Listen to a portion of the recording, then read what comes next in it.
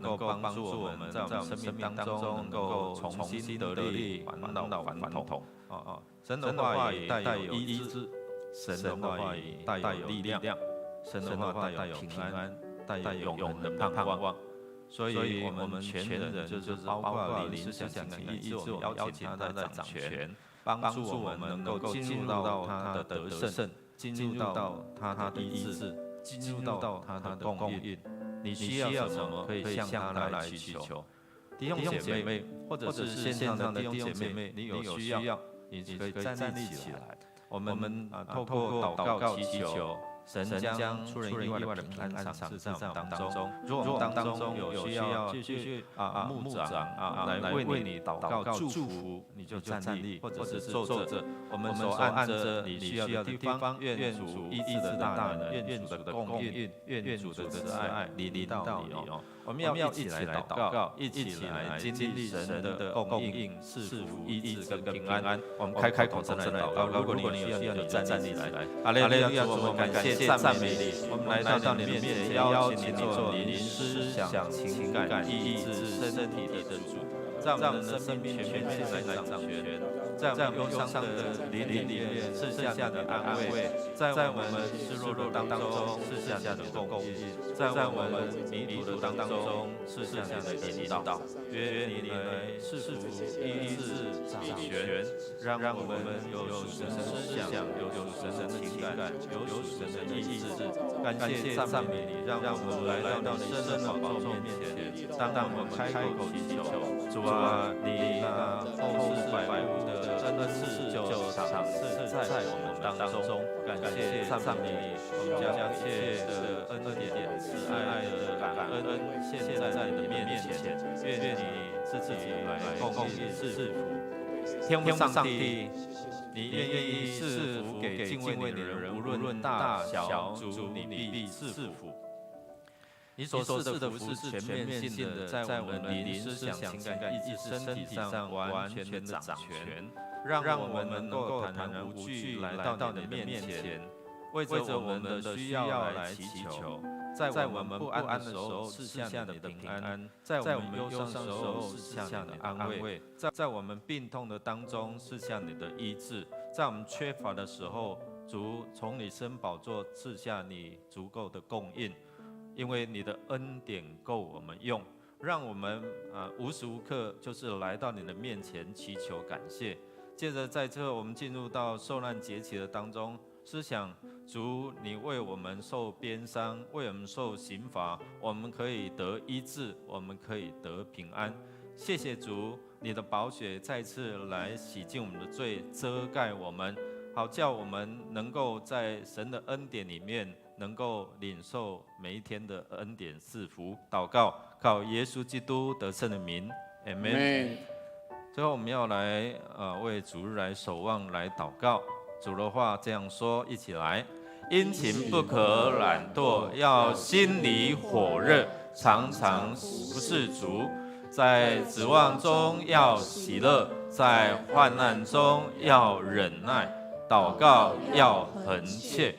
这是神在他的话语里面应许，在喜乐当中我们有盼望，在患难当中可以有足够的忍耐，也让我们祷告更能够持续恒切。弟兄姐妹，我们要一起来为我们个人跟神之间的关系来祷告，让这样的一个上帝的话语不断的临到在我们当中，不会中断。也让我们在这个清明追思先人的当中亲人我们那种哀伤、忧郁，求主来全面性的安慰，来赐福那今天下午大概1点半我们在我们的骑楼有我们的传道部，还有儿童牧区。我们来办一个诗歌的分享那分享给路过的那我们一起透过这些诗歌，告诉人他的生命是可以有盼望的我们也为着牧师的团队牧者的团队在整个讯息变化的世代要牧养比之前更不容易。所以为着牧者来祷告，让我们更有信心，更有能力来牧养神所交托看管的这一些的羊群，也让我们真的是在全面性的牧养的过程当中，我们需要神为我们牧养我们让我们的团队在合一当中看见神奇妙的作为。我们一起站立，我们预备好来守望祷告，也进入到我们的敬拜里面我们开口同声来祷告，来，哈利路亚！主，我们感谢赞美你，因为你是看顾我们的大牧者。主啊，你是我们的牧者，我们就不缺乏。主啊，在我们的生命里面，需要你的供应，需要你的安慰，需要你的鼓励，需要你的赐福。在今天早晨的敬拜，愿你掌权在这里，愿你的圣灵运行充满在我们当中，愿你的能力浇灌下来，让牧者团队在合一里面能够看见你的神迹奇事不断。谢谢主，让我们兴起更多这些的领袖，一起来服侍，一起来敬拜，一起来赞美，一起来领受你的恩典。赞美你，亲爱的天父上帝，我们感谢赞美，因为你的慈爱直到永远，你的信实直到万代。让我们因着你的信实、你的慈爱，所以能够来服侍你，来敬拜你。让我们在祷告守望的当中，为着这些需要来祷告，为着我们牧者团队，为着我们每一位长子团队，为我们弟兄姐妹，我们宣告你是我们的主，我们的好处不在你以外，你是我们的牧者我们必不致缺乏。主，这是你的话，你供应我们，带领我们，引导我们进入到你的恩典之路。愿你赐福，让我们所祷告的能够成就，让我们所盼望的能够实现，因着你的慈爱。谢谢主，我们要一起用主你教导给我们的祷告文，我们要一起祷告说：我们在天上的父，愿人都尊你的名为圣，愿你的国降临，愿你的旨意行在地上，如同行在天上。我们日用的饮食，今日赐给我们，免我们的债，如同我们免了人的债，不叫我们遇见试探，救我们脱离凶恶。因为国度、权柄、荣耀，全是你的，直到永远。阿们。他的右手有长寿，左手有富贵，他的道是安乐，他的路全是平安。各位弟兄姐妹，大家平安，大家早安。好，大地全是神美好的创造，你跟我更是神美好的创造。让我们一起用这一首歌，我们来赞美他美好的创造，一起拍手来颂赞我们的神，来赞美他，因为他是创造宇宙万物的神。你创造宇宙万物，你创造海洋星宿，你细细创造了我，以永恒爱来爱我。你使我大声欢呼，你使我喜乐跳舞，我要不停来歌颂奇妙创造主。我是神美好的创造，我受造奇妙真美好，天天来宣告你创造奇妙，你对我真好。我是神美好的创造，我受造奇妙真美好，喜乐的微笑，勇敢去拥抱。你对我，你对我，你对我真好。各位弟兄姐妹，跟你的左边、右边的人说：你我都是神美好的创造。你我都是神美好的创造。我们继续来敬拜他。你使我大声欢呼，你使我喜乐跳舞，我要不停来歌颂奇妙创造主。我我是神美好的创造，我手造奇妙真美好，天天来宣告你创造奇妙，你对我真好。我是神美好的创造，我手造奇妙真美好，喜乐的微笑，勇敢去拥抱。你对我，你对我，你对我真好。对自己来说，我是神美好的创造，我手造奇妙真美好，天天来宣告你创造奇妙，你对我真好。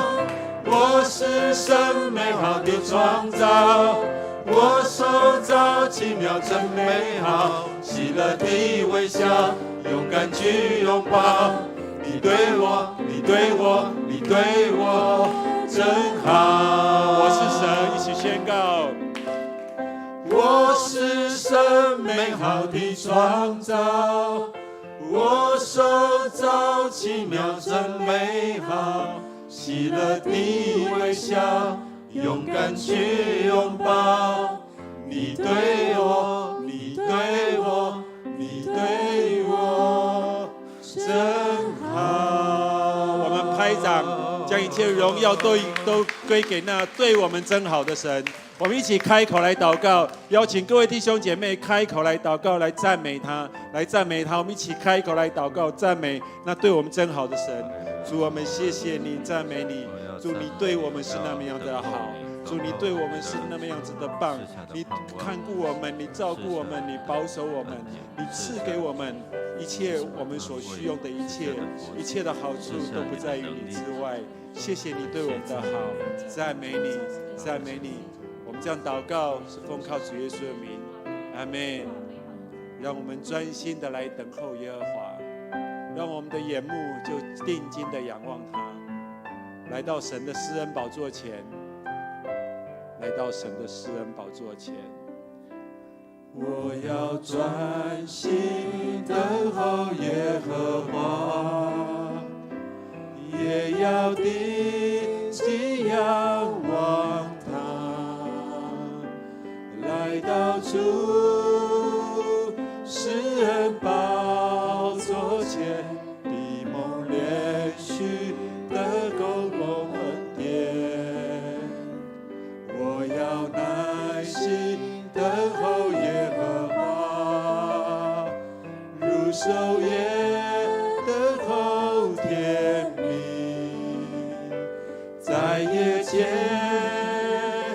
歌颂他心事，每早晨高唱他的慈爱。唯独他是，唯独他是我的磐石，我的拯救，我的高台，在他面前艰辛突遇，我的帮助从他而来。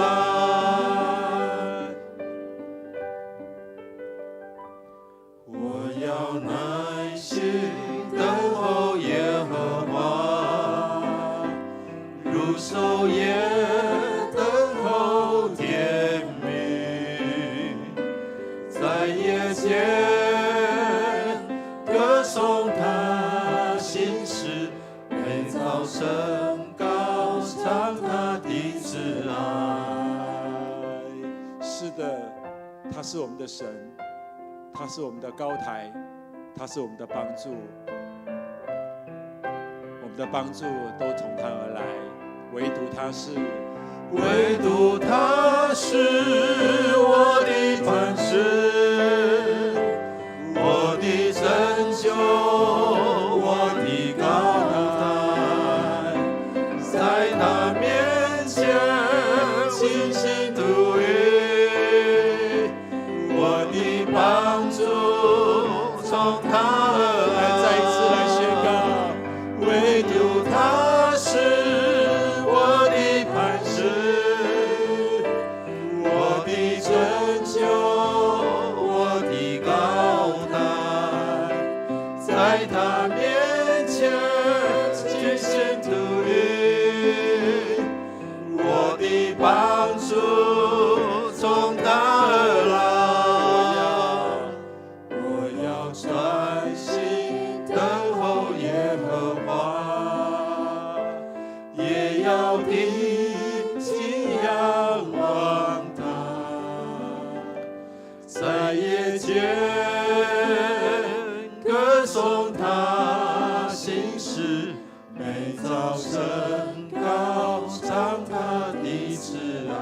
每早晨，我要专心等候耶和华。是的，主，我们谢谢你，让我们可以来专心的等候你，让我们的心可以来仰望你，让我们可以站立在你的面前，这就是最大的祝福，因为我们可以爱你，因为我们可以跟随你，因为你是我们的帮助。谢谢你，谢谢主如此的爱我们。祷告奉靠主耶稣的名 ，Amen。让我们用这首歌继续的来定睛仰望他。每当我面对风浪，你总在我身旁，生命福分与我分享，更深的渴望。每当有困境阻挡，神的旨意不会摇晃，是神使我们心中满有平安，充满了无限的希望。让我们一起来唱。你是我永远的依靠，接受信心来宣告，我曾是经历你全能的力量，唯有你是我永远的依靠，接受信心来宣告，当我来全心敬拜，神迹就在不远前方。是的，我们可以站立在这边，就是一个神迹，不是吗？不要认为这一个小小很简单的动作不是神迹，这绝对是神迹。让我们一起再来仰望他。每当我面对风浪，你总在我身旁，生命福分与我分享，更深的渴望。每当有困境阻挡，你旨意不摇晃，使我心中满有平安，充满无限希望。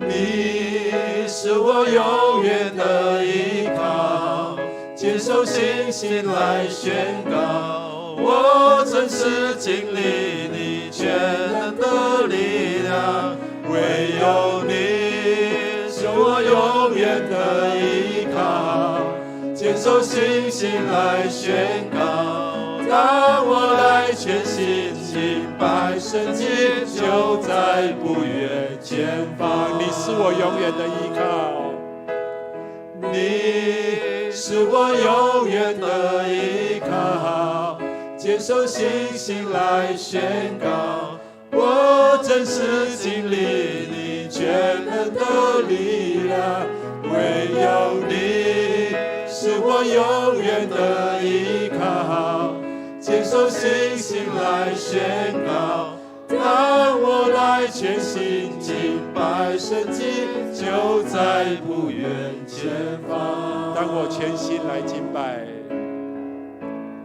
当我来全心敬拜，神迹就在不远前方。当我们全心来敬拜，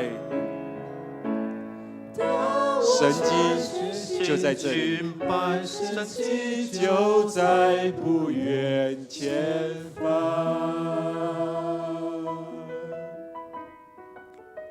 主，你是我们永远的依靠。虽然在现今的世界，我们何其短暂，生命何其脆弱。我们所面对的苦难接踵而来，但是我们要宣告：主，你是我们的牧者，你是我们永远的依靠。在我们软弱的时候，你成为我们的支持；在我们病痛的时候，你是我们的医治者；在我们迷途的当中，你成为我们的领路者。感谢主，就在我们面对我们的患难，我们有所自己的看法的时候，神，你的智慧、你的公义，胜过我们所思想的，我们的智慧。愿你透过你自己的话语来帮助我们看见神你要我们看的思想，天父上帝你要我们想的。你的意念高过我们的意念，你的道路高过我们的道路。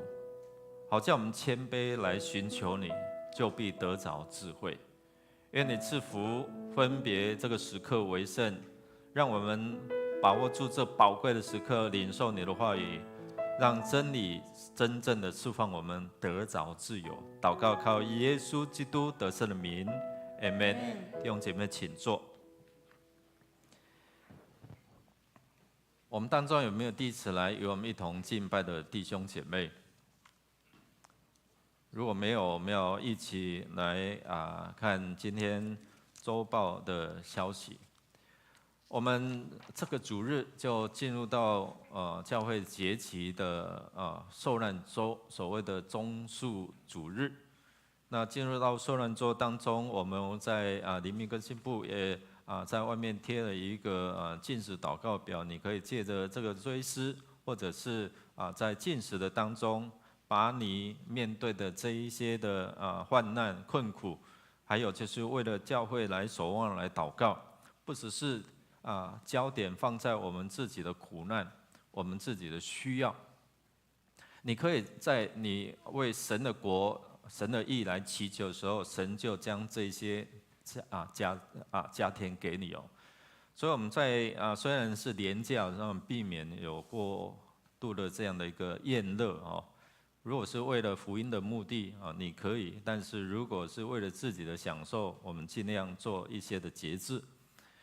在相关的经文这其实当中相关的经文我们请自己来看，可以当作你个人的灵修。4月7号礼拜五是受难日的圣餐礼拜，北区我们属于竹中的北区受难日的圣餐礼拜会在大园教会举行，那是在晚上的7点半。4月9号我们复活节的赞美礼拜我华语是8点15台语是10点15，那个11点的是在7楼。我们5月7号会举行今年度的第3次的圣礼典，如果要受洗的弟兄姐妹在4月23号前向牧师或行政干事来报名。那今天我们也趁着这个清明追思的节气我们教会举办清明追思礼拜，在礼拜当中我们会用追思来思念我们亲人让神的安慰来安慰我们。追思的名单就在第6页、第7页。那在祝祷完之后，我们这个面板会在前面，然后也有我们亲人的照片我们可以在这边一起来追思。那在默祷的当中，我们也一起来追思我们的亲人那我们按照的动线，从2排中间2排完之后，就从旁边这样的一个离开那我们在回应诗之后，会有一个追思的时刻追思的时刻。好，那我们在7月之后，我们的礼拜的时间会有所调整请我们注意一下那4月2号起我们台语4月9号是10点15华语是8点15，现在的时间是这样儿童是10点15亲子礼拜，因为我们4月开始我会有亲子礼拜是10点半那我们在5月下旬，大概到6月底，我们的电梯会更新，所以大概你想象哦，我们有大概1个多月1个多月有比较不方便哦。那时候我们会调整一下哈，在新堂33号是10点，台语是10点15啊，那华语是8点15哦。那第3场是在49号，就是我们这一栋的4楼。儿童是在2楼哈，会在这边哦，然后亲子的会在1楼。那注意，请我们7月起7月起，我们这个华语的礼拜改到几点呢？华语的改到10点半哦，跟你的旁边说7月起哦，我们的华语这个8点15跟11点呢会合并，然后我们会在10点半所以过去大家很辛苦然后比较早一点哦，那我们就会调整这个时间，为了什么？为了我们下一代，因为有这些年轻的爸爸妈妈们会带孩子来到我们当中所以我们的亲子礼拜、儿童礼拜是在10点15跟10点半哦。那我们的台语礼拜就会调整到9点调整到9点哦。我知道我们这些年长者真的就是可以早睡早起所以身体好嘛，对不对？所以我们就早点来敬拜，甚至还可以小组。所以我们为了我们下一代我们弟兄姐妹都会体谅那让这些孩子睡得饱，然后也能够亲子一起来敬拜我们的主哦。好，那我们也会5月开始也会开办7号真理，我们会请副村长来负责。我们请小组长来鼓励刚受洗的，或者是想要受洗的这一些组员一起来接受装备认识真理，真理必叫我们可以得着自由。我们今天下午1点半会在1楼门口走廊与儿童牧区传道部与儿童牧区共同举办在家有爱的诗歌分享布道会并宣传亲子礼拜那安排儿童还有成人敬拜团进行我们的诗歌分享，还有赠送礼物等等我们一起来用不同的方式跟大家来分享上帝的爱。那我们社区跟成人牧区也举办了这桌球的陪练员的培训课程，我们邀请这个明和教练要来跟教导我们为了就是4月14号就试一试嘛试一试让这些社区的朋友，现在20名已经都额满了已经都额满，现在就是招聚我们当中的武林高手这些乒乓球的高手，我们一起来特别就是透过这些乒乓球来认识、建立这些跟社区的朋友的关系那我们4月6号开始清明年假回来我们的这个装备都已经预备好了但也有我们的长老奉献了2台这个桌球桌都是很棒的。那我们一起来带领这些社区的朋友，用诸般的智慧把人引到上帝的面前。我们下主日是什么节复活节了最近知道我们缺什么？缺蛋但是我们会有创意，就是我们的儿童牧区会用这样的一个鸡蛋糕的奇幻冒险一起让小孩子能够享受不一样的复活节所以请我们的家长来赶快报名。我们受难日的从今天开始到4月8号为期大概这个受难节期，我们为着新堂启用能够激励弟兄姐妹建造教会，愿圣灵大大浇灌，让人借着祷告读经能够使我们灵命能够更新我们如果还没有填写的，你有这样的一个愿意这样参与祷告的服事自己能够经历上帝的恩典，你可以在2楼外面的墙可以写下来那我们一起来祷告寻求神好，我们4月哦，4月的寿星有没有？4月啊，4月1号的啦，哈，还有4月的寿星，请站立起来，我们来唱生日祝福的歌哦。祝你生日快乐，祝你生日快乐，祝你生日快乐，祝你生日快乐 ，Happy birthday, Happy birthday to you, Happy birthday to you, Happy birthday to you, Happy birthday to you。拍手来祝福他们，我们一起来祷告。感谢主，生命从你而来，所有的恩典都是你所供应。愿你赐福，让我们弟兄姐妹思想生命是从你所赏赐，也能够应用他们的生命成为这世代的祝福，让他们经历你供应的美好，也让他们成为一个分享福音的管道，分享你恩典的管道。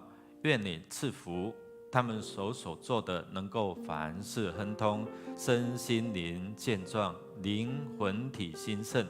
我们这样祷告，是奉靠主耶稣基督得胜的名 ，Amen。请坐。我们要来读今天的金句，来读2遍啊，在哥林多前书1章21节，一起来说。世人凭自己的智慧，既不认识上帝，上帝就乐意用人所当作愚拙的道理，拯救那些信的人。这就是上帝的智慧了。哥林多前书1章21节，再一次。世人凭自己的智慧，既不认识上帝，上帝就乐意用人所当作愚拙的道理，拯救那些信的人。这就是上帝的智慧。哥林多前书1章21节。我们预备心来奉献，奉献是基督徒感恩的表现，出于甘心乐意。弟兄姐妹，你明白奉献的意义？这是让我们经历上帝赐福的管道。如果不明白奉献的意义，你可以用祷告来表达你的感恩。我们用这首诗歌来回应上帝的恩典，赐下他的恩典在我们当中。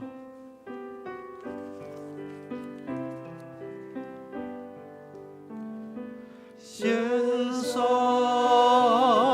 感恩的心归给至神全能神引导，赐下独生子主耶稣基督，献上感恩的心归给至神全能神引导，赐下独生子主耶稣基督。一起站立。如今软弱正义的刚强，贫穷这一城府中，都因为主你成就了大事。如今软弱正义的刚强，贫穷这一城府中，都因为主已成就了大事。感恩，感恩，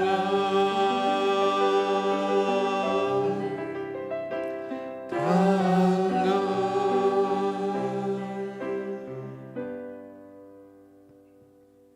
创造救赎的主，感谢赞美你，你是生命的源头。在我们还不认识你的时候，你就爱我们；在我们还不认识你的时候，你就拣选我们成为你的儿女，赏赐给我们儿女的名分，为要使我们得着你从创世以来就预备的一切美好。在今天清明节，我们追念我们的先人，他们曾在你所创造的天空下，在你恩典复辟的地图上生活。我们在今天追念先人，思念他们的美好品格，思念他们的美好事迹，并传承于我们的后人。我们也在清明节，在这样子的追思的日子里面，追念创造的源头，是我们恩典的主。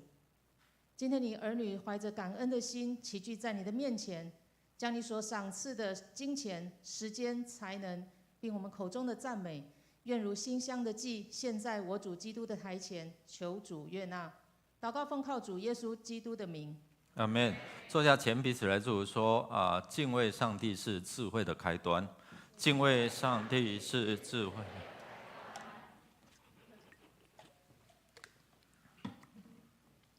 敬畏上帝是智慧的开端，那智慧从哪里而来？从上帝的话语来帮助我们看见神的智慧。我们要来读今天约伯记第8章1到22节，1到22节，牧师来念单数节，然后我们弟兄姐妹来读双数节。好，预备好了，我们要一起来起应上帝的话语。第8章第1节，接着书亚人比勒达发言：这种话你要讲多久呢？这些都是空洞的话。难道上帝颠倒是非吗？难道全能者违背正义吗？你的儿女一定是得罪了他，所以他照他们应得的加以惩罚。你应该转向上帝，恳切寻求全能者。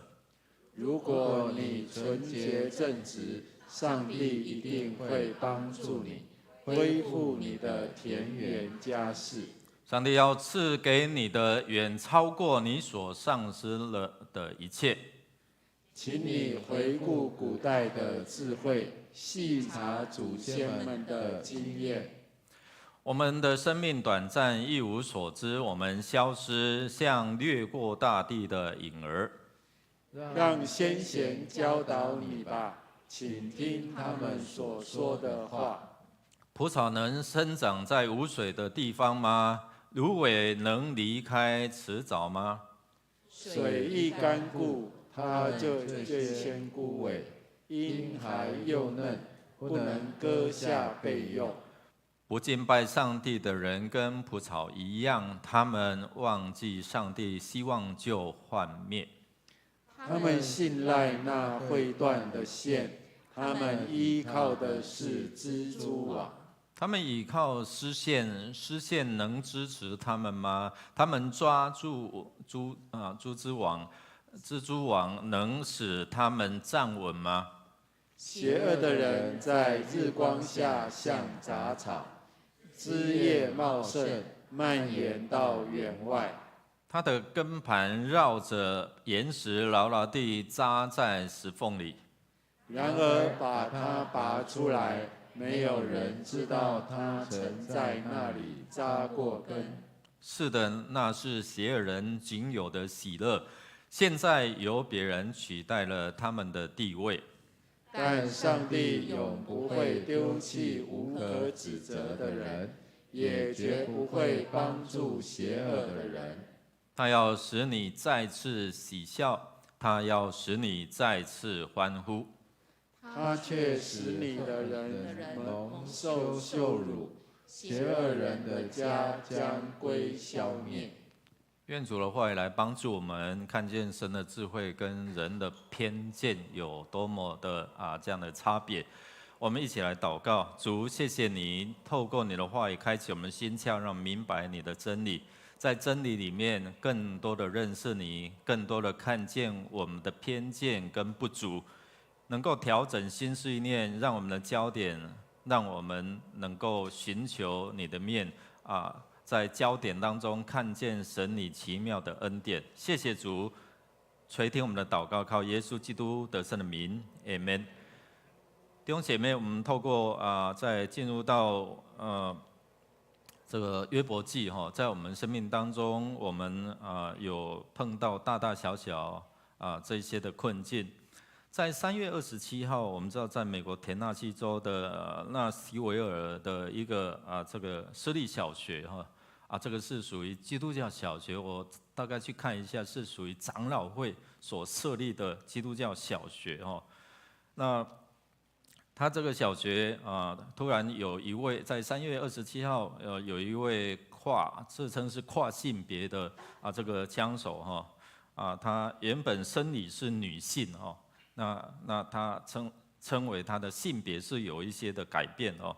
那他曾在这所小学来就读哦，那到小6毕业，那他持的AK-47的这个步枪哦，就进入到学校来看见人就杀，连这个小孩子都不放过哦。那我们看这6位就是上面的罹难的这6位一位是校长，还有老师其中有3位的儿童3位儿童。那对这一些的家庭来讲，无非是一个很大的这样的一个苦难哦。那枪手的动机尚不明白。据说他是被迫进入到这个学校那也有脸书讲说他可能有充满了心中有这样的仇恨或是偏见，所以导致来犯下这样的一个枪击案那其中这3位女孩当中有一位9岁的女孩是圣约，这所学校是圣约的小学长老教会所举办的那这位牧师是圣约长老教会的主任牧师那其中有一位9岁的女孩就是他的女儿那整个这样的一个过程当中，我们看到因为人的偏见、人的不满就不管别人的生命是不是神圣的，而就进行这样的一个摧毁。圣约小学它的校训是什么？是牧养心灵，增强思想，歌颂童年。然后我们看到，却在这所学校里面发生这样的一个真的是很遗憾，而且是很悲伤的这样的一个事件。面对突如其来这样的苦难，我想当一个牧者的很难去面对一样是很难去面对，特别要进入到受难的节期那可不可以去思想，就好像约伯他在受难的过程当中可能无辜，但是别人的指责、偏见，这些的朋友只是说你应该要悔改，好像他做了好多这些的坏事，他的儿女做了好多的坏事，这个就是我们所认知的吗？所以弟兄姐妹这个教会就唤起这个祷告会，来为那些丧失亲人的这些家庭来祷告，盼望他们在这样的一个哀伤的过程当中，也能够得着帮助安慰，特别是为了圣约长老教会的主任牧师来祷告他的家庭来祷告。丧失了这位可爱的这些这个女儿真的是心情呢真的是很难去面对这些突如其来的苦难。今天我们透过这段的经文也是一样，为着约伯他在突如其来这样接踵而来的苦难，我们回顾一下，先从仆人报信来说，他们的财产被抢光了，对不对？然后天灾人祸，记得他的儿女多少个吗？7个儿子，然后呢，3个女儿。就在一次，他们常常聚餐嘛，你知道他们常常聚餐吃喝。圣经告诉我们说，这个约伯常常在献祭，对，献祭其中有一个代祷是为谁？为这些的儿女，希望他们不得罪上帝所以做父母、为父为母呢，最重要就是看顾这些孩子的信仰啊，盼望他们不离弃这样的信仰。所以他战战兢兢的在没有这样的祭司的时代我们看到他就献祭，他就代表人跟神之间的这样的关系来献祭，特别是为他的孩子来守望。但是我们看到还是发生这样的一个憾事所以从人的角度来看，就是约伯啊，我们苦劝你啊，你应该在上帝的面前怎样认罪悔改。我们做读者的都知道，对不对？我们做读者的都知道约伯的无辜嘛。我们没有办法跳进去说你们这3个人怎么样亏你们还是代表近东思想的精华。我们没有办法这样做，但是我们可以从这圣经里面看到当时的背景、当时候的情况，来好像一面镜子来看，我会像这些朋友一样吗？好不容易陪伴他7天7夜，不说话还好，对不对？一说话就刺伤人心。有时候我们会不会因为一句话，使人跌倒，或者是让他们的心灵受到伤害？安慰不成，反成为一个什么伤害者？约伯就是面对这样的朋友，刚开始可能他心里会感受到，哇，这3个朋友真是有情有义，对不对？但是一到7天7夜之后，一开口接踵而来，我们看到圣经里面就是一问一答，一问一答从第3章到37章，我们就看到这样的一个问答来讲出一个很重要的关键：上帝是公义的。然后约伯被问到，被指责到，上帝，你真的公义吗？原本他对上帝还是很敬畏，对不对？他的太太骂他，你到现在还不骂上帝吗？记得吗？上个礼拜所谈到了，不你死也好啦，你去死好啦真的面对这样的一个苦难，最亲近的人还这样指责他，然后他就告诉他：你这个愚拙的妇人，对不对？我们想到说领受赐福的时候，不是从上帝来吗？然后降灾祸的时候，我们就骂上帝吗？意思就是这样所以他还是在苦难当中敬拜、敬畏上帝，能够赞美上帝，不容易但是差一点破功，就是这7个朋友3个朋友在7天7夜之后所说的话，真的刺伤他的心。我们都知道约伯是无辜的，对不对 ？OK， 好，所以我们来想说，哎呀，今天受难周的开始我在预备这段的经文的时候想到说，耶稣的受难不也是这样吗？因为人的偏见，他来应该是要带领我们能够击垮这个罗马帝国，让我们成为一个独立自由的国家嘛，对不对？但是为什么你来是骑驴呢？你不是要做王吗？然后我左边、右边的位置拢好好你知不？你德国的时候，我左边、右边给我的儿子对不对？所以我们看到，在人的偏见误解当中，甚至连那一些的罪犯也这样的一个讥笑耶稣。今天我们透过受难的这一段的经文就是看到上帝为人能够付出代价，就是我们的耶稣。让我们思想，今天我们透过追思亲人，原来没有盼望的，但是因着耶稣为我们受难，成就了上帝的公义。所以一直在讲上帝的公义，上帝的公义。有时候当时候人不明白，但是现在我们透过圣经，我们可以明白，原来义的代替不义的，所以成就了上帝的公义。透过彼得达的话语，告诉我们看见神的智慧，也看到人的偏见，看到人的视野的有限。所以今天我们借着受难周，带我们进入到耶稣为何走上十字架的道路。他的学生告诉他说：“你不用这样啊。”魔鬼撒旦说：“你不用那么辛苦啊，对不对？你从上面跳下来，必有扶着你的使者嘛。你可以把石头变作什么？比面包或是食物吗？对不对？你不用那么辛苦。”所以今天我们透过到底为什么来看耶稣为什么要这样做？为了就是要成就什么？他从面对人的偏见和误解带来了很大的伤害和苦痛，但是却是因为上帝的智慧。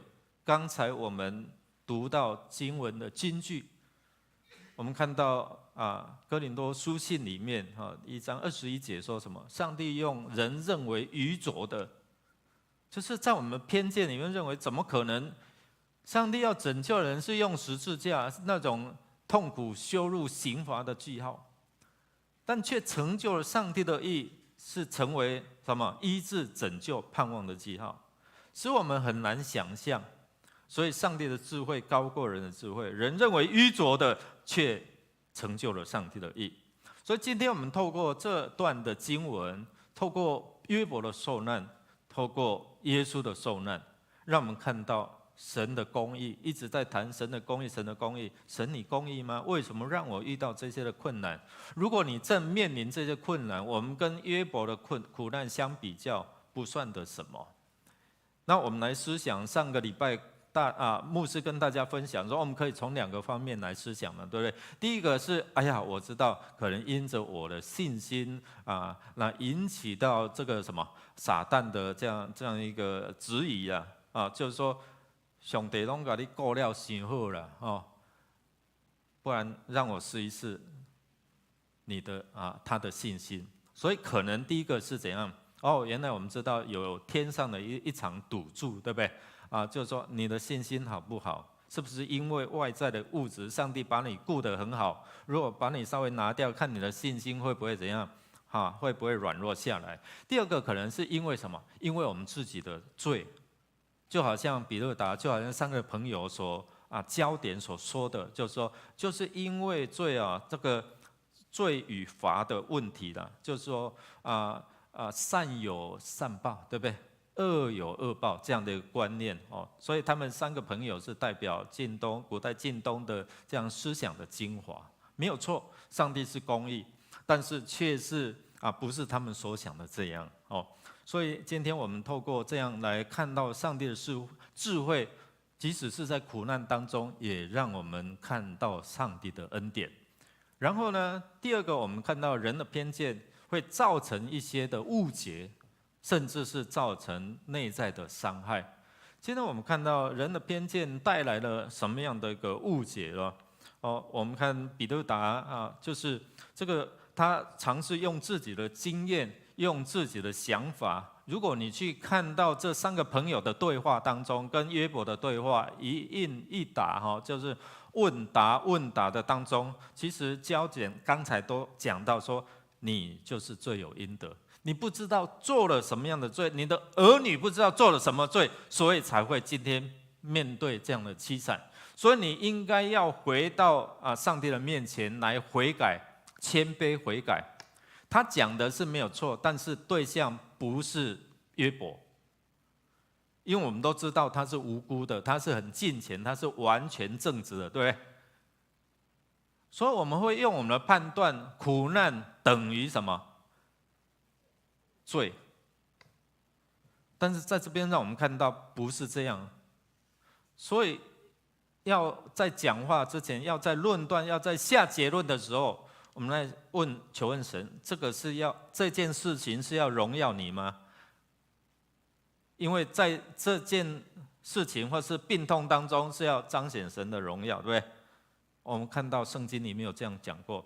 第二个，门徒也问说，是因为他的父母的罪吗？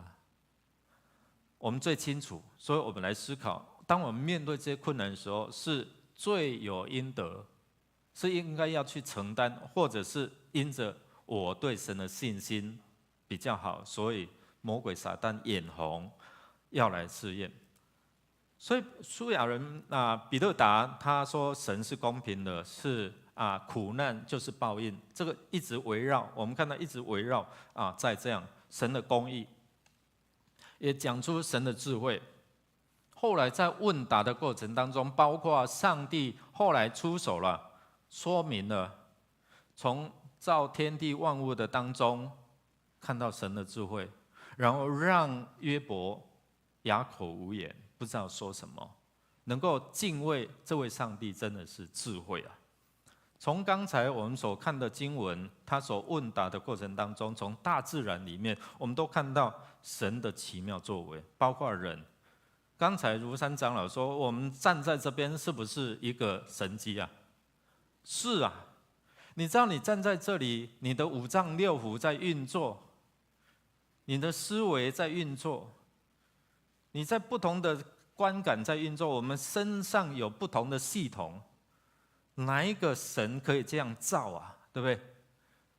让我们思想，原来从人的身上就可以看到、思想到这位上帝的奇妙。但是我们看到这三位朋友虽然是代表近东的这样思想的精华，他们一直在探讨上帝，然后苦难，还有人的命运。那在整个信念过程当中，刚才牧师已经讲到了，说苦难就是罪有应得，是报应，是恶人必须恶有恶报。所以在这个过程当中，约伯的苦难就是恶人的下场。这个就是这三个朋友的结论，所以让我们来看到，反观看到约伯的身上，他看到我是无辜的，我好亲像A到第四囝，你知道？怎样？有苦难言啊，讲不出来啊。所以在这边我们看到他是无辜的，我的苦难不是上帝的刑罚，好吗？他就这样讲，他在辩解，然后这朋友就是这样，你看接踵而来的这样，你就是这样，我就是无辜啊，那你硬要把我拉像一块布那白布干喏，你给乌去啊你哦，这是他面对的，可能也反映出我们在现今的时代，有时候我们有苦难言啊，不是吗？别人就这样看我，你就是因为这样，你才没有怎样，你才会生病，你还怎样？第二，我们看到，可能在对答当中讲到神的这样的身上是对的，但是用错的地方啦。第二个，我们看到偏见限制了神的恩典。我们一起来念来。你的儿女一定是得罪了他，所以他照他们应得的加以惩罚。如果你纯洁正直，上帝一定会帮助你恢复你的田园。一定得罪。如果你怎样，你是正直的，表示约伯啊，我告诉你，你是得罪神的啊，不然没有那么凄惨的。所以在这边我们看到，我们做读者就知道这样一个偏见，对不对？打破了过去恶有恶报、善有善报这样的观念。所以在这边我们来看，面对耶稣所为我们付上代价。刚开始他骑驴，然后进到棕树大道的时候，众人在呼喊什么？刚才我们在唱的那首和散那和散那，对不对？和散那和散那，奉主名来，应当被称颂的，对不对？大概也很同一批人，或是大部分的人也在那边喊，钉他在什么十字架，钉他在十字架，不是吗？他们就喊着说什么？我们一起来念来，他们就喊着除掉他，除掉他，把他钉十字架。比拉多对他们说：“要我把你们的王钉十字架吗？”祭司长回答：“除了凯撒，我们没有王。”你看，对耶稣的偏见造成了连怎么在信仰也不顾了。我们除了凯撒没有王，不是吗？还是宗教领袖呢？有时候我们会不会陷入到那种偏执、那种偏见？有罪人也是一样哦。我们看到在十字架上，耶稣左边右边各定了什么？强盗。有一个强盗就讥笑耶稣，我们一起来念来。同天的犯人中有一个讥笑他说：“你不是基督吗？救救你自己和我们吧！”死到临头了，还这么偏见误解，他不知道耶稣的能耐。然后另外一个强盗就告诉他说：“我们自己受的是罪有应得啊。”他不是啊，所以我们看到什么？他怎么样说？来，他对耶稣说：“耶稣啊，你进入你国的时候，求你纪念我。”耶稣对他说：“我是在告诉你，今日你要同我在乐园里。”哇，他看见了神所要给他看见的。另外看见是自己的看见，对不对？你若是上帝的囝，你会当救你自己啊！你若是上帝啊，不是吗？我们看到不一样的看见。今天我们是在前面那一个，还是在后面那一个？原本我们是罪有应得，但是因着耶稣能够为我们承担，所以今日你我能够同在乐园里的盼望。阿们吗？所以我们在思想什么？慎终追远，我们在追什么？追到生命的源头，是因为耶稣为我们付上代价，所以我们在这边追思是存着盼望。我们的插花，我们的长老问我说：“牧师啊，因为昨天是婚礼嘛，对不对？这个花要不要改？这个心要不要拿掉？”弟兄姐妹，清明追思要不要改素一点？不用吗？真的吗？我说不用。我看到爱心就看到耶稣为我们的爱，可以吗？追思一定要白白的吗？素素的吗？如果我们知道我们的先人、我们的亲人是在上帝那边好的无比，那我们就要改变一下我们的心情，对不对？感谢主，我们有一天好像是每一次要推那个棺木进去烧的时候，安娜还记得吗？念什么？平安对主去，日后天顶搁三记，你知道吧？平安随主去，日后我们在天家再相见，这样的一个盼望。我说不用就放着，焦点不在那里。今天焦点敬拜是我们在神，焦点在上帝，对不对？所以今天我们看到这个强盗，另外的强盗，焦点在耶稣的身上，他看见了，求你纪念我。他知道这位是神。然而那另外一个是什么？因着他的偏见，他阻止他进入到神的恩典，限制进入到神的恩典，不是吗？有时候我们被我们的想法限制住，所以我们才没有办法接受耶稣成为我们生命的主，受洗归入他的名下。我们有好多思想在影响着我们，传统的、祖先的、父母还在的等等。我不能背主，岂不知我们是慎终追远，回归本源，认主归宗吗？是吧？所以偏见有时候会造成限制我们进入到神的恩典，偏见也会伤人的心哦。你若是遐搞，你自己救你自己啊，跳下来啊！耶稣如果动不掉跳下来，你知道什么样的结论吗？我们可能没有办法得救啊，就是这样。耶稣不会被击了。然后冲动了，对不对？魔鬼撒旦都这样，你跳了呀，不用那么辛苦，我全世界都给你，不用那么辛苦走十字架的道路。我们看到约伯的妻子骂他，到现在你还持守你的忠诚吗？对不对？上个礼拜跟大家分享，为什么不咒骂上帝，然后去死了？哇，很伤人，对不对？我们来看他的朋友啊，一起来。这些话你要说到几时啊？你口中的言语如狂风，要到几时呢？你若切切寻求上帝，向全能者恳求，你若纯洁正直，他必定为你兴起，使你公义的居所兴旺，不是吗？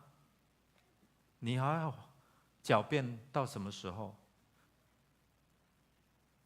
我明明就没有罪，你为什么要定我的罪？伤心了，对不对？比勒达的话表明人的偏见跟神的智慧差别多大。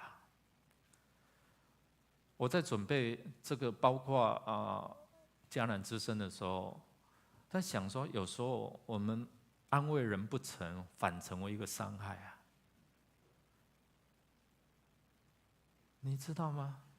刘牧师，你知道吗？遇到这样苦难是化妆的祝福，好吗？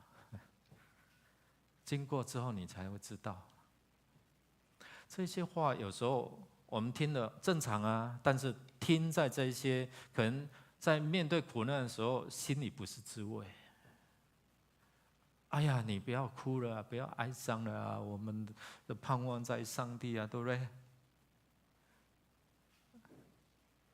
恁到敢有死人过？可能有时候我们心里会这样想。如果死过，我们才会感受到那个，所以你就可能不会轻易，但是有时候也会啊。哎呀，这个我都经过了，但是你没有办法去了解他的心情，好吗？所以弟兄姐妹，我们看到有时候因为偏见、偏执会造成说不当的话，就好像圣经说我们的话好像利剑一样，一句话说的不合宜好像利剑一样伤害。如果你的话说的合宜，就好像什么？济世良药。这是在正义里面说着济世良药去翻看看，这个现代中文译本所以神的智慧带来，可以让我们理解，哇，原来耶稣为什么要那么做。所以智慧使人罪有承担，不是罪有应得。所以耶稣说：“我来就是要背负你们的这样的一个罪约翰看到耶稣的时候说什么？看呐，神的羔羊，为要除去什么世人的罪孽。约翰看见的是什么？神的智慧，是看见这位要来承担我们的罪。我们罪有应得，没有问题，但是在神的智慧里面，就是让我们看见他要承担。不像这些朋友说：“你若纯洁正直，他必为你怎样做怎样做。”不是，就在我们做罪人的时候，他为我们承担。来，我们读这一段来。他被挂在木头上，亲身担当了我们的罪，使我们既然在罪上死，就得以在义上活。因他受的鞭伤，你们得了。所以，让我们在软弱的时候，不是被人落井下石。耶稣来就是要承担我们、扶持我们、医治我们，来帮助我们。第二个，我们看到智慧能够成就神的公义。神的智慧让我们从以斯帖记一直看到这一些的这个圣经里面所记载的这些，我们看到神就在那种好像没有看到他的时候，神就成就了，对不对？在面对死亡的时候，神就成就了新奇的救赎。所以我们在什么时候耶稣来向我们显现他的恩典呢？就在我们当罪人的时候，就好像这些朋友在指责他的时候，好像别人在指责我们是因为罪所付上我们苦难的代价的时候，耶稣说什么？我们一起来念来：唯有基督在我们还做罪人的时候为我们死，上帝的爱就在此向我们显明了。现在我们既靠着他的血称义，就更要借着他得救，免受上帝的愤怒。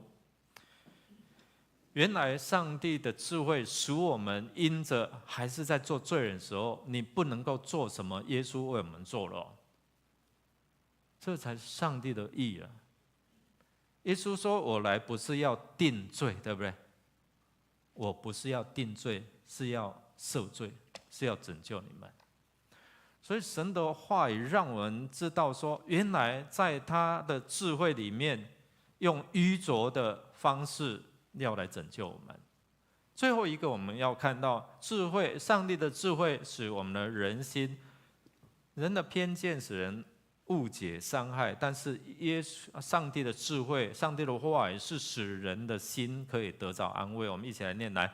愿我们主耶稣基督自己和那爱我们、开恩将永远的安慰及美好的盼望赐给我们的父上帝，安慰你们的心，并且在一切善行善言上坚固你们。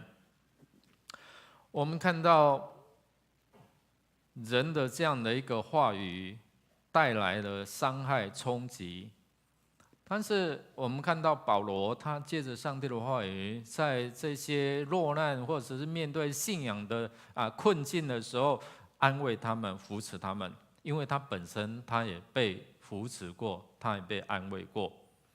今天上帝的话语就是要帮助我们，透过我们的嘴巴带来安慰，不是带来伤害。所以有时候我们在使用上帝的话语，要思考，我用对了吗？我开口说对的话吗？这几天牧师会用一个我开口说对的话的迦南之声的一集里面提醒我们好像3个朋友一样，有我们的信仰执着在上帝的公义，但是说出来的话是伤害别人，或者是能够真正安慰别人。偏见限缩了我们有限的视野。神的智慧开阔我们无限的看见，从地上看到天上。如果今天我们只用人的想法、看法跟智慧，可能我们会局限在那可怜耶稣怎么会用这样的方式？你不是骑着战马，然后是一个得胜的弥赛亚，是一个军事的弥赛亚吗？却是骑着驴进入到这个耶路撒冷城，然后最后要用这样的方式要来成就上帝的意吗？你不是弥赛亚。但是那些相信的人，那些敬畏的人说这真是上帝的儿子啊，不是吗？所以弟兄姐妹，恳求上帝来帮助我们，透过我们的敬畏，能够看见神给我们的智慧，能够分辨，能够知道原来神用这样一个不一样的方式，透过苦难也好，透过每一件事情，在告诉我们神的意念高过我们的意念。所以求神帮助我们越加敬畏，让智慧就成为我们的智慧，上帝的智慧就充满在我们当中。第二个就是我们要相信耶稣能够承担，不是来指责，不是来定罪。所以耶稣来说，我来不定你们罪，是要赦你们的罪。所以今天我们听见福音，就是好棒哦！耶稣能够愿意承担我们的罪，像我这样的人，就好像保罗说：“亲像我这款的罪魁中的罪人中的罪魁，他也愿意接纳我一样的。”从在十字架上那个大强盗，耶稣都接纳他了。有时候我们都说这个人，比如说陈金星，他伤害了那么多人，怎样？耶稣，你还接纳他吗？过去我们都有听过这一些的理论，对不对？特别是听在受难者的耳里，不是吗？得不得救是谁在定啊？上帝。我们一起站立我们一起站立，我们用这首诗歌来回应，好吧？我们来回应我们要等候，我们要来仰望。可能你正在苦难的当中，我们求神来帮助我们，帮助我们能够看见他的同在跟他的安慰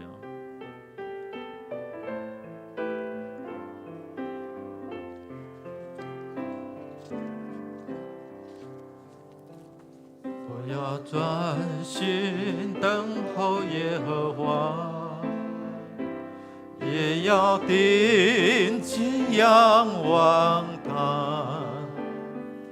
来到主施恩座前，闭目连续的够用恩典。我要耐心等候耶和华，如守夜等候天明，在夜间歌颂他心事，每早晨高唱他的慈啊，唯独他是我的磐石，我的拯救，我的高台，在他面前倾心度日，我的帮助从他而来。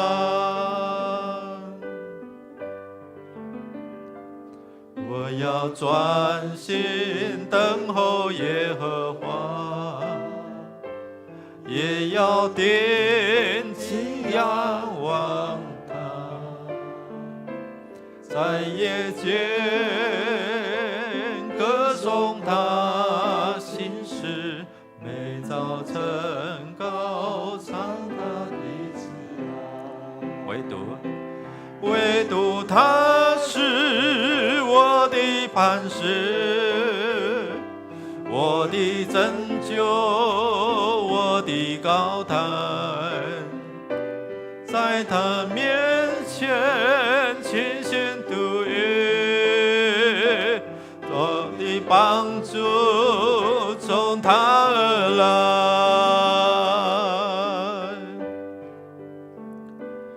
我要专心等候耶和华，也要定睛仰望他，在夜间歌颂他心事，每早晨高唱他的慈爱。我们要请敏哲长老来代表来献花。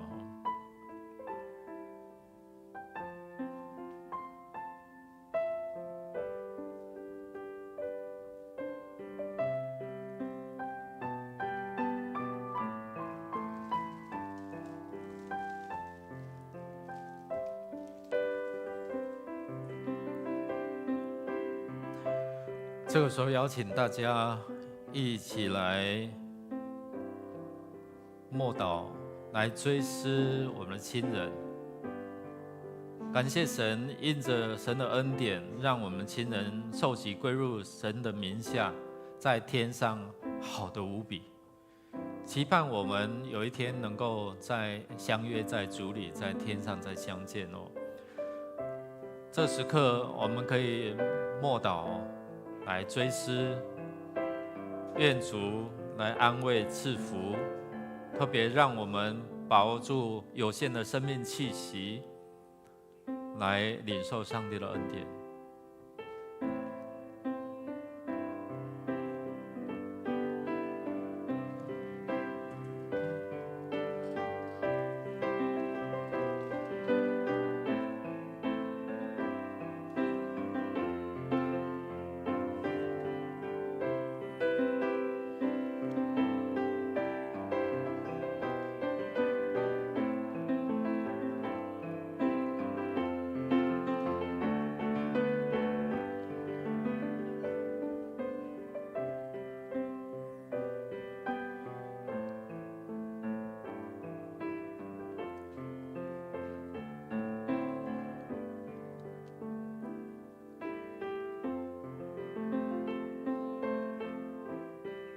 主，谢谢你，因着你的恩典，所以我们可以在这边追思，用我们的信仰，存着属天的盼望，让我们知道我们生命在于你，盼望在于你，力量在你。我们知道我们的亲人在主那里好得无比，他们不用再承受世上一切的苦难。虽然我们现在还是继续面对我们的挑战跟苦难，但是我们知道，因为主你是我们的高台，你是我们帮助，谢谢主，让我们再次能够透过你的话语坚固我们的信心，好在磨难的日子我们能够依然站立得住，谢谢主。所以听我们的祷告，靠耶稣基督的圣名 ，Amen。再次用这首诗歌来回应神。我要耐心等候耶和华，也要定睛仰望他，来到主施恩座前，闭门连续得够用恩典。我要耐心等候耶和华，如守夜等候天明，在夜间歌颂他心事，每早晨高唱他的歌。我们一起来宣告：唯独他是我的磐石，我的帮救，我的高台，在他面前浅显吐语，我的帮助从他而来。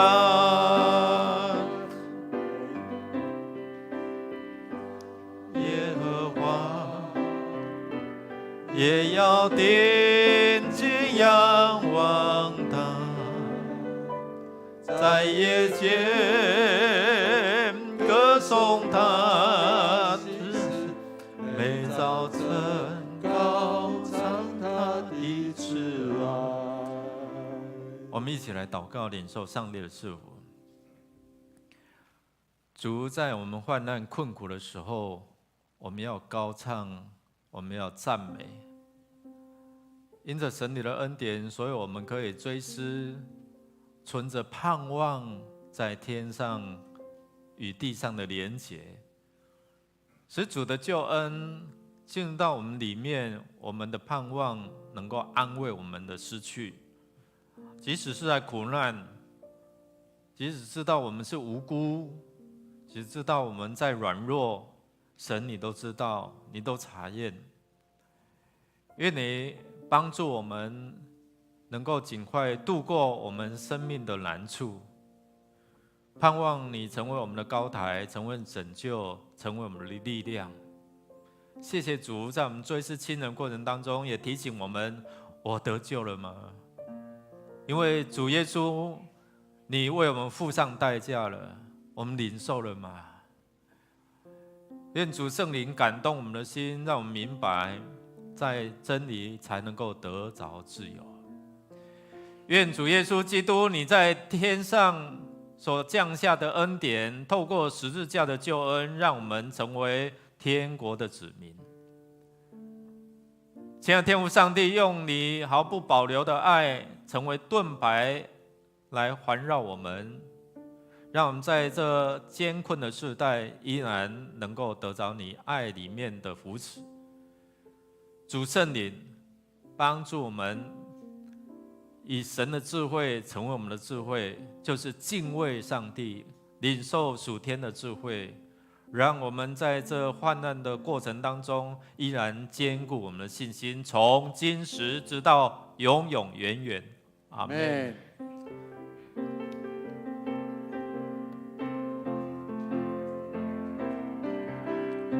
我是神美好的创造，我受造奇妙真美好，喜乐的微笑，勇敢去拥抱。你对我，你对我，你对我真好。我是神美好的创造，我受造奇妙真美好，喜乐的微笑，勇敢去拥抱。你对我，你对我，你对我真好。我们再次拍掌，将荣耀归我们的主。弟兄姐妹，请坐。我们现在就依序来两排两排。如果你是1到8，好，下面1到8组，然后8到19组的我们大概来，然后拿个花来吹10下，可能敬个礼这样然后把花放在这个花盆里面，然后就从旁边离开。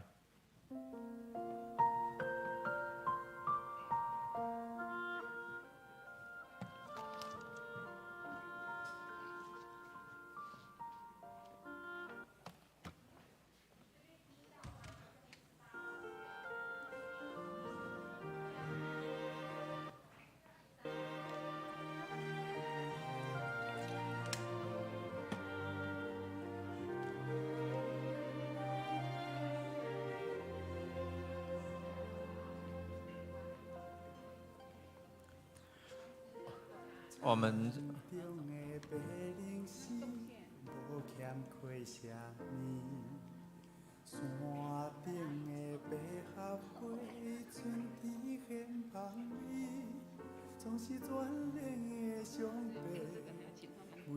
我们的时间就是你看一下，然后行个礼然后我们就从旁边离开，好吗？